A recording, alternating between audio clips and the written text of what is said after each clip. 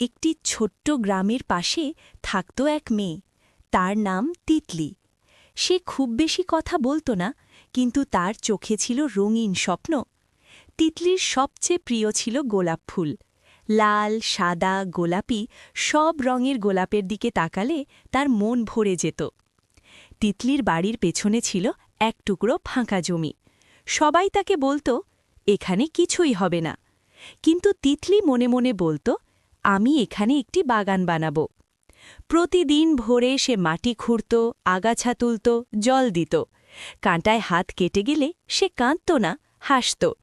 কারণ সে জানত সুন্দর কিছু পেতে গেলে একটু কষ্ট লাগে।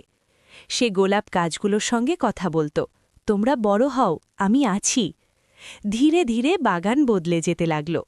ছোট কুঁড়ি এলো, তারপর একদিন প্রথম গোলাপ ফুটল। তিতলি সেই ফুল হাতে নিয়ে চুপচাপ হাসল। তার চোখে জল ছিল, কিন্তু সে জল ছিল আনন্দের। সময় গেল, বাগান ভরে উঠল গোলাপে। সকালে সেখানে সূর্যের আলো পড়লে মনে হতো রঙিন হাসি ছড়িয়ে আছে চারদিকে। মানুষ এসে দাঁড়াত, বলত, এই বাগানটা আলাদা কেন জানো? এখানে শান্তি আছে। তিতলি বুঝেছিল এই বাগান শুধু গোলাপের নয়, এটা তার ধৈর্য